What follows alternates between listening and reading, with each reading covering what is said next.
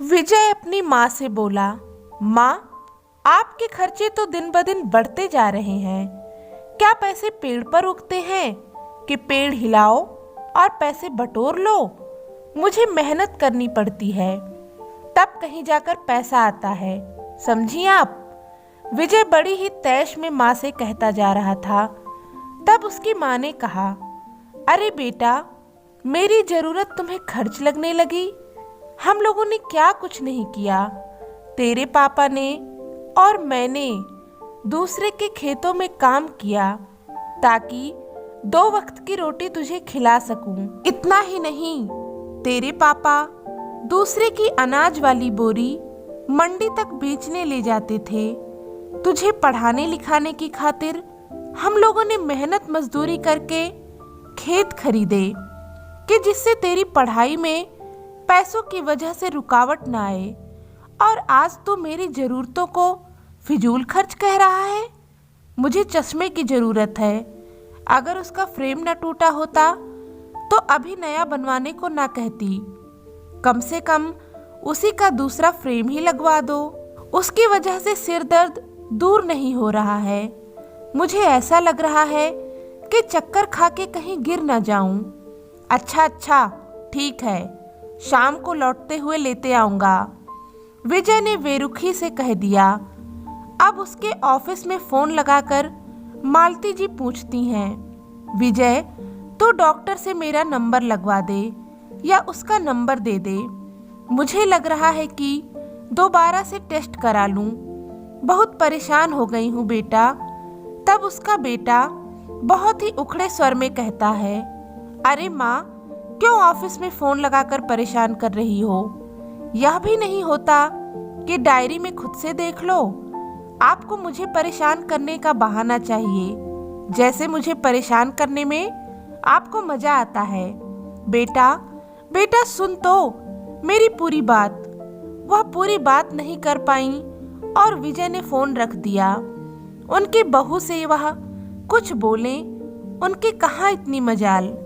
घर के सारे काम मालती जी बिना बोले ही कर देती थीं। वह हमेशा विजय के मन का खाना बनाती, साथ ही उसकी ज़रूरत से पहले उसके सारे काम कर देती थीं। पर बहू का क्या, उन्हें उसके आने से सहूलियत ना थी। जिम्मेदारी तो मालती जी घर की निभा रही थीं। मजाल है कि कहीं धूल का नामो निशान भी दिख जाए। विजय और पूनम उनका कोई एहसान नहीं मानते। जब से शहर आई हैं तो पति की यादों से दुखी नहीं रहना चाहती थीं, इसलिए बस वह बिजी रहकर अपना दुख दर्द भूलना चाहती थीं। पर बहू भी ऐसी मिली कि पूछो ही मत। खैर, उनका सिर दर्द से फटा जा रहा था। उन्हें माइग्रेन की शिकायत थी। अगर चश्मा न लगे तो सिर भारी सा हो जाता है। पर इससे बहू बेटे को क्या, घर खेत तो उनके नाम हो ही चुका था।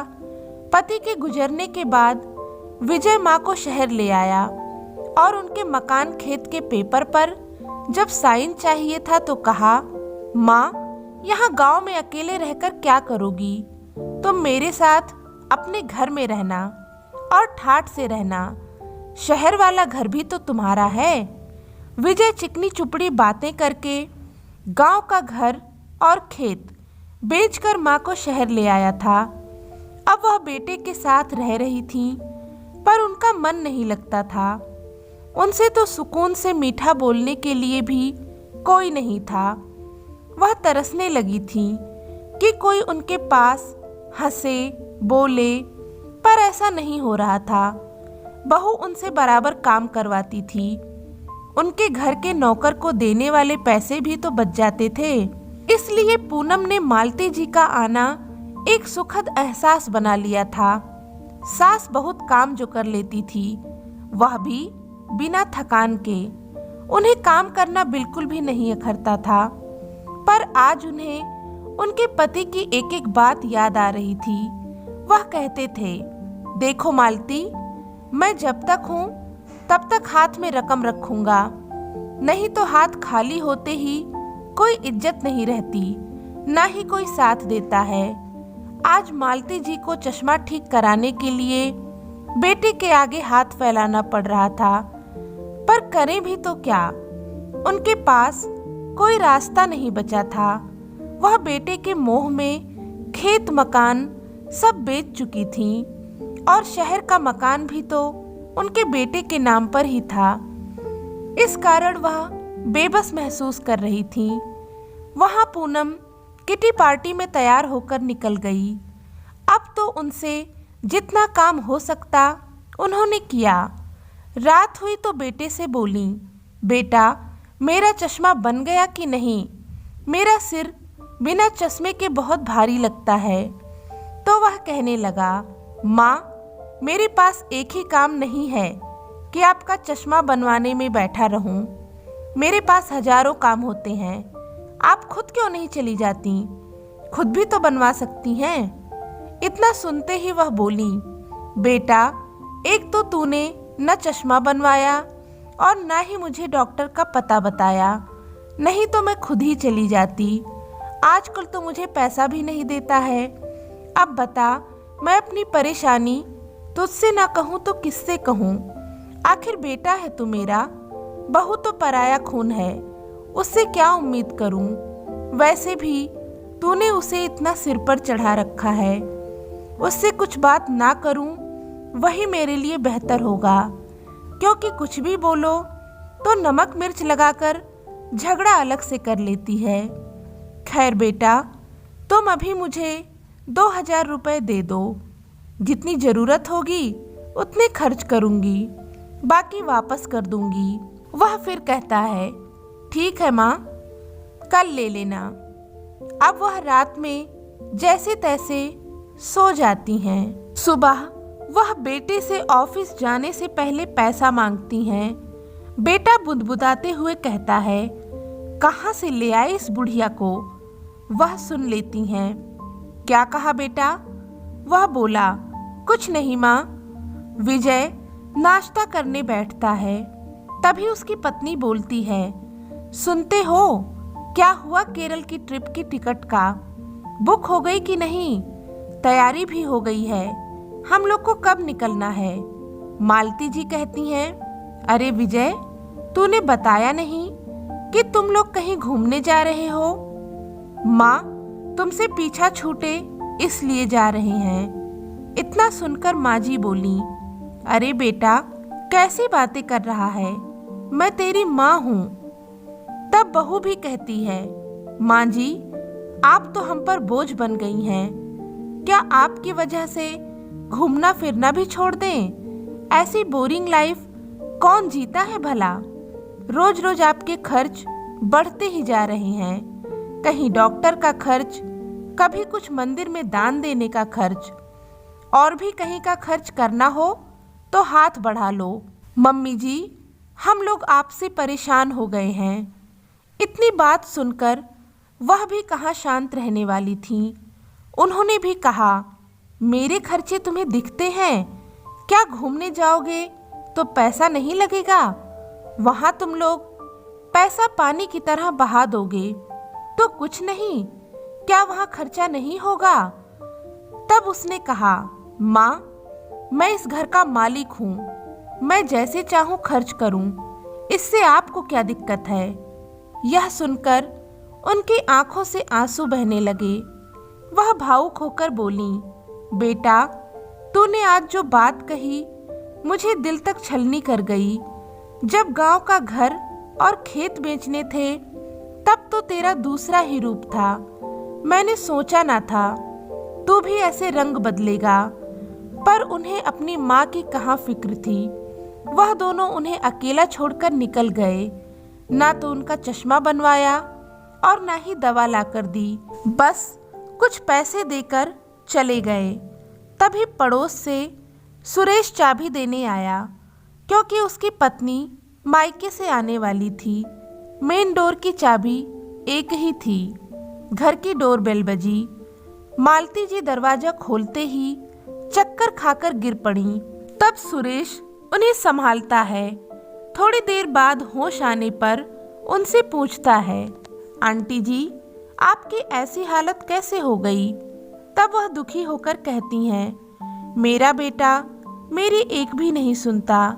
उसने गांव का घर और खेत भी बेच दिया और यह मकान भी अपने नाम कर लिया। अब इसमें मेरा हिस्सा भी नहीं है, तो मैं क्या करूं? सुरेश ने कहा, आंटी जी आप चिंता मत करिए, मैं वकील हूँ। आप चाहें तो अपना घर वापस ले सकती हैं। यह नया कानून है कि बेटा यदि बूढ़े माँ बाप की देखभाल न करे और दुर्व्यवहार करे तो आप मानसिक प्रताड़ना का केस लगा सकती हैं और आप अपना घर अपने नाम पर वापस ले सकती हैं। अब उन्हें सुरेश की बात समझ में आ जाती है। इस तरह वह विजय के खिलाफ केस लगा देती हैं। सुरेश उनका चश्मा भी बनवा कर देता है। इस तरह कानूनी प्रक्रिया होने में थोड़ा बहुत समय लगता है।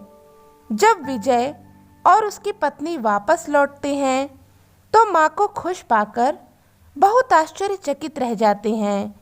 उन्हें लगता है कि माँ दुखियारी होकर बिस्तर पर पड़ी मिलेगी। कुछ समय बाद कोर्ट से नोटिस के पेपर आते हैं तो वह बेटे को देते हुए कहती हैं, विजय यह कोर्ट से तुम्हारे लिए नोटिस है कि मकान मेरे नाम कर दो, क्योंकि मैंने तुम पर केस फाइल किया है।